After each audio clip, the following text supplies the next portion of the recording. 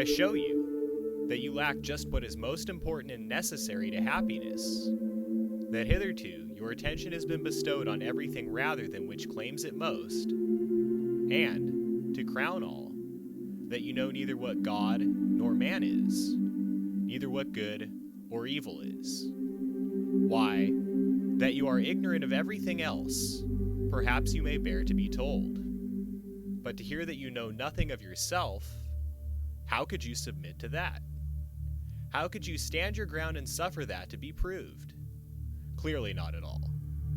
You instantly turn away in wrath. Yet what harm have I done to you? Unless indeed the mirror harms the ill-favored man by showing him to himself, just as he is. Unless the physician can be thought to insult his patient when he tells him, "Friend, do you suppose there is nothing wrong with you? Why, you have a fever. Eat nothing today, and drink only water." Yet no one says, "What an insufferable insult!" Whereas, if you say to a man, "Your desires are inflamed, your instincts of rejection are weak and low, your aims are inconsistent, your impulses are not in harmony with nature, your opinions are rash and false," he forthwith goes away and complains that you have insulted him. 67. Our way of life resembles a fair. The flocks and herds are passing along to be sold, and the greater part of the crowd to buy and sell. But there are some few who come only to look at the fair, to inquire how and why it is being held, upon what authority, and with what object. So too, in this great fair of life, some, like the cattle, trouble themselves about nothing but the fodder. Know, all of you, who are busied about land, slaves, and public posts, that these are nothing but fodder. Some few there are attending the fair, who love to contemplate what the world is, and he that administers it. Can there be no administrator?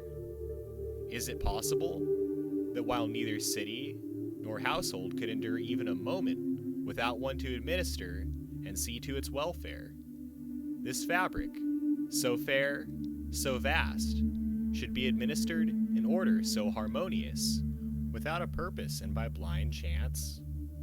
There is therefore an administrator. What is his nature, and how does he administer? And who are we, that are his children, and what work were we born to perform? Have we any close connection or relation with him, or not? Such are the impressions of the few of whom I speak. And further, they apply themselves solely to considering and examining the great assembly before they depart. Well, they are derided by the multitude. So are the onlookers by the traders. Aye, and if the beasts had any sense, they would deride those who thought much of anything but fodder. 68. I think I now know what I never knew before. The meaning of the common saying, "A fool you can neither bend nor break." Pray heaven I may never have a wise fool for my friend. There is nothing more intractable. My resolve is fixed. Why, so madmen say too. But the more firmly they believe in their delusions, the more they stand in need of treatment. 69. Oh, when shall I see Athens in its Acropolis again? Miserable man, art thou not contented with the daily sights that meet thine eyes? Canst thou behold aught greater or nobler than the sun, moon, and the stars? Than the outspread earth and sea? If indeed thou apprehendest him who administers the universe, if thou bearest him about within thee, canst thou still hanker after mere fragments of stone and fine rock? When thou art about to bid farewell to the sun and moon itself, wilt thou sit down and cry like a child? Why, what didst thou hear? What didst thou learn? Why didst thou write thyself down a philosopher, when thou mightest have written, what was the fact? Namely, I have made 1 or 2 compendiums, I have read some works of Chrysippus, and I have not even touched the hem of philosophy's robe. 70. Friend, lay hold with a desperate grasp, ere it is too late, on freedom, on tranquility, on greatness of soul. Lift up thy head, as one escaped from slavery. Dare to look up to God and say, deal with me henceforth as thou wilt. Thou and I are of one mind. I am thine. I refuse nothing that seeth good to thee. Lead on whither thou wilt. Clothe me in what garb thou pleasest. Wilt thou have me a ruler, or a subject, at home or in exile, poor or rich?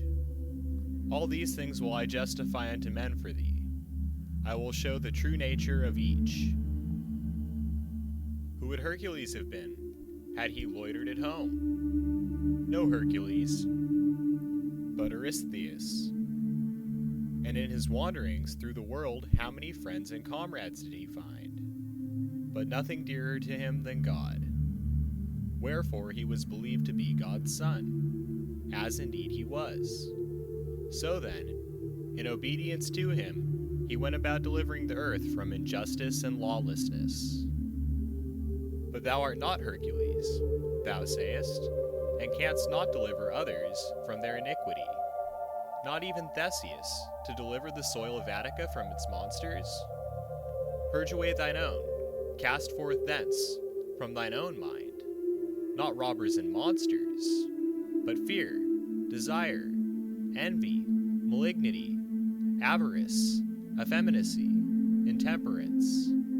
And these may not be cast out except by looking to God alone, by fixing thy affections on him only, and by